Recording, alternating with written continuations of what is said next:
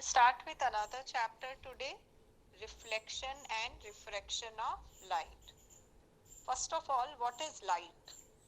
It is a form of energy, and it is this light that enables us or helps us to see the objects. हम darkness में कुछ भी नहीं देख पाते हैं. हम ऑब्जेक्ट्स वही होते हैं, लेकिन हम उनको कब देख पाते हैं? When light falls on it, you can't see in dark. तो क्या होता है when light falls on the object? When light falls on the object, it is reflected back and it enters into your eyes, and that is why you can see. अब light जो है, it will always travel in a straight line. It cannot be bent. It cannot be curved.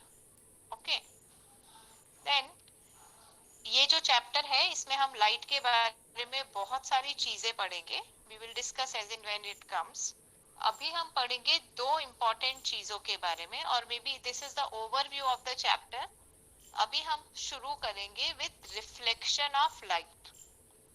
तो अगर एक highly polished surface पे, जैसे कि mirror या तो जैसे कि glass, when the light falls on this subject, on this surface, it will be reflected back. ठीक है, reflected back का मतलब bounced back. जैसे आपके हाथ में एक बॉल है, आप उसको दीवार पे मारो तो क्या होगा? वो बॉल वापस आएगी. It will be reflected back to you. That is into the same medium. तो ये प्रोसेस को कहते हैं reflection of light. It follows two laws. कौन से दो लॉ? उसके लिए सबसे पहले let us try to understand few things. अगर सपोज ये मेरा सरफेस है, okay, plane mirror is my surface. अब मैं क्या करूंगी? एक परपेंडिकुलर लाइन बनाऊंगी ऑन प्लेन मिरर. ये परपेंडिकुलर लाइन को हम बोलेंगे नॉर्मल. क्या बोलेंगे? नॉर्मल. एक रे होगी which is coming from the source of light. तो जो रे सोर्स ऑफ लाइट से आ रही है उसको बोलेंगे इंसिडेंट रे, और जो रे रिफ्लेक्ट होके जा रही है उसको बोलेंगे reflected ray. So we have three rays: incident ray, normal and reflected ray. And we have two angles. The angle between incident ray and the normal is known as angle of incidence, and the ray between normal and reflected ray is called angle of reflection. Rule ये है कि angle of incidence is always equal to angle of reflection. मतलब अगर ये 30 degree है तो ये भी 30 होगा, ये 45 है तो ये भी 45 होगा. ओके. और एक लॉ है, ये तीनों रे, देखो यहाँ पे ये तीनों रेज एयर में है, so they are in the same plane. Plane का कंसेप्ट आपने ज्योमेट्री में पढ़ा है. जैसे मैंने एक वॉल ले ली, वो प्लेन है. एक ब्लैक बोर्ड ले लिया, वो प्लेन है. तो यहाँ पे whenever it is getting reflected, the plane is not changed. वो एयर में है तो एयर में ही रिफ्लेक्ट होगी, वाटर में है तो वाटर में ही रिफ्लेक्ट होगी. It does not change the plane. You need to learn the laws of reflection of light. Now let us talk about a plane mirror. Normal mirror, शीशा जो आपके घर में होता है, आईना. तो जब भी आप उसमें अपने आप को देखते हैं, if you look yourself, your image that is formed here is erect. पाँव ऊपर और सर नीचे, ऐसा नहीं दिखता है ना. अगर आपका सर ऊपर है तो इमेज का भी सर ऊपर है, तो इसको बोलेंगे इरेक्ट इमेज. हाँ, अगर ऐसा होगा कि आप ऐसे खड़े हो और इमेज में आपको ऐसा दिख रहा है, पाँव ऊपर है और सर नीचे है, तो इसको किस तरह का इमेज बोलेंगे? इसको इन्वर्टेड इमेज बोलेंगे. बट प्लेन मिरर में आपको इन्वर्टेड इमेज नहीं मिलता है. कैसा मिलता है? Erect. What about the size of the object? Same size का इमेज मिलता है. ये जितना बड़ा है ये भी एग्जैक्टली उतना ही बड़ा दिखेगा. And at the same distance. अगर एक शीशे के सामने खड़े हो जाओ, अगर आप शीशे के पास जाओगे तो ये इमेज भी पास आएगा, आप शीशे से दूर जाओगे तो ये इमेज भी दूर जाएगा। ठीक है, so the distance between object and mirror and image and mirror is the same. Image कैसा है? It is virtual. वर्चुअल मतलब it can not be obtained on the screen. Mirror के ऊपर तो कुछ नहीं है ना, जो है वो मिरर के पीछे है।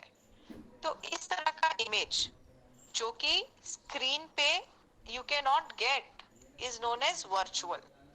दूसरा तरह का इमेज होता है रियल, हम पढ़ेंगे इसके बारे में। So this image can be obtained on the paper और अ स्क्रीन, तो उसको बोलेंगे real image. When it can not be obtain तो उसको बोलेंगे virtual image.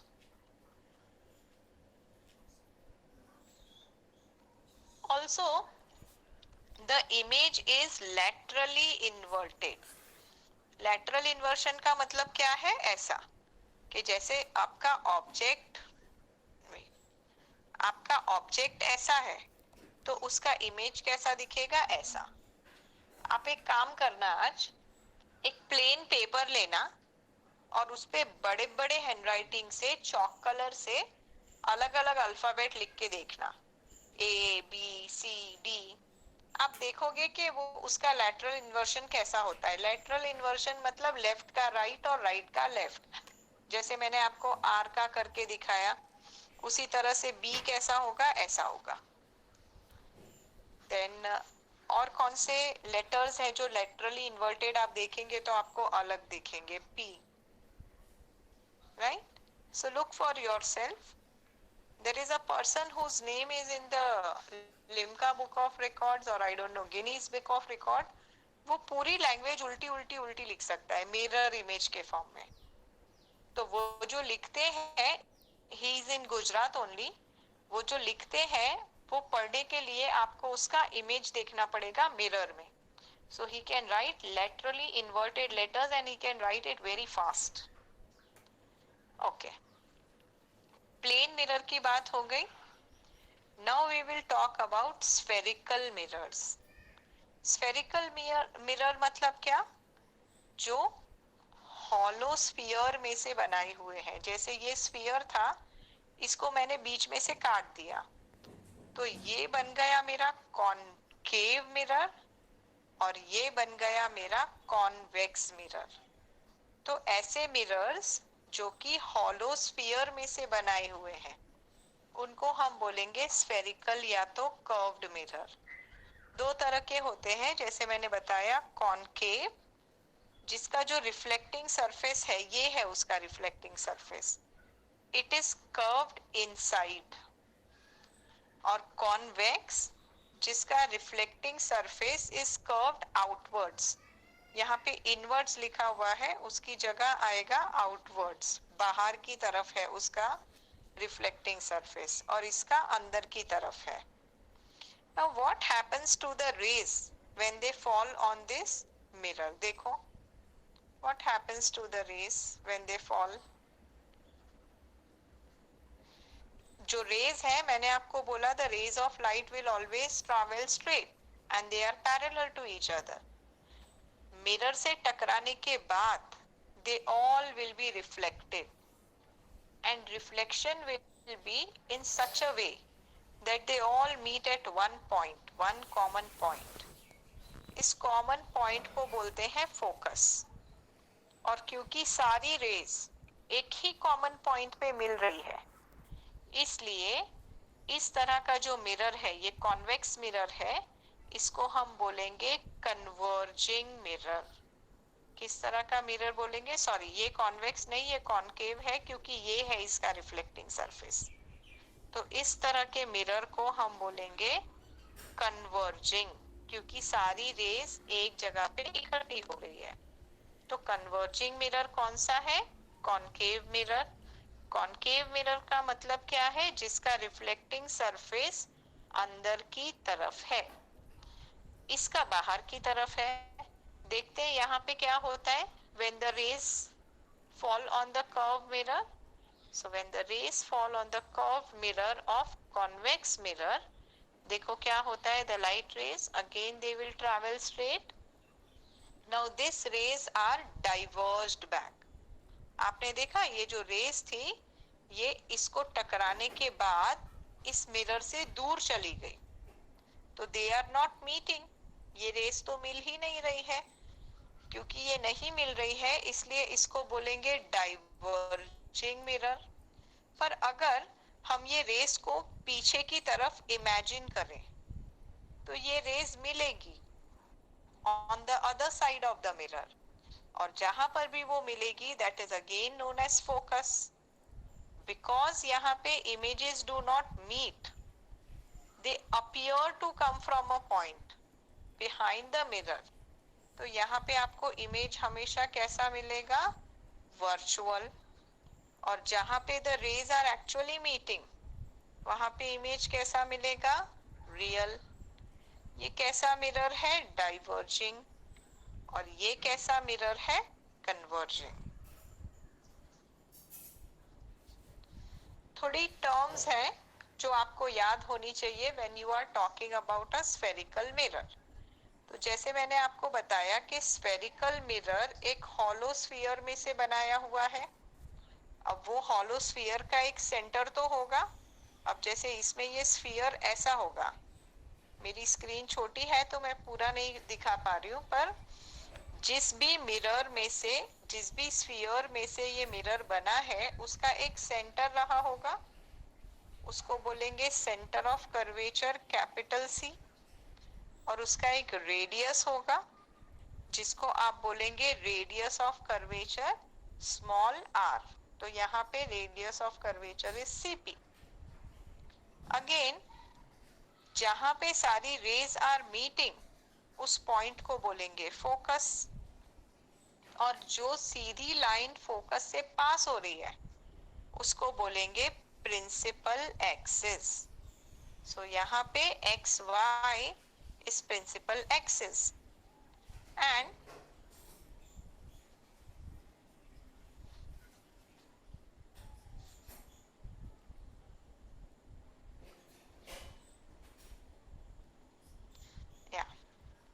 and the distance between focus and P. So first of all, what is P? ये जो mirror हमने कट करके निकाला है उसके पॉलिश्ड सरफेस का centre is known as P, that is pole, and the distance between F and P is known as focal length. Same definitions are given here. Center of curvature is the center of sphere from which the mirror is made. Radius of curvature is the radius of sphere from which the mirror is made. Pole is the center of the spherical mirror. अब हम इतना ही part consider करेंगे, इसका centre is pole, और पोल पे जो line जा रही है जो पोल और सेंटर ऑफ कर्वेचर सी को ज्वाइन कर रही है उसको बोलेंगे प्रिंसिपल एक्सिस।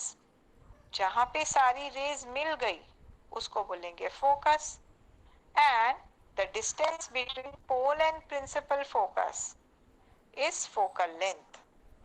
याद रखेंगे radius of curvature is always double of focal length. तो या तो आप लिख सकते हैं r is equal to 2f, या तो आप लिख सकते हैं f is equal to r by 2। ये फॉर्मूलाज याद रखेंगे, r is equal to 2f और f is equal to r by 2। Same thing is shown in diagram. अब मैंने आपको बताया कि जब रिफ्लेक्शन होता है स्फेरिकल मिरर्स में तो देयर इज अ फोकस।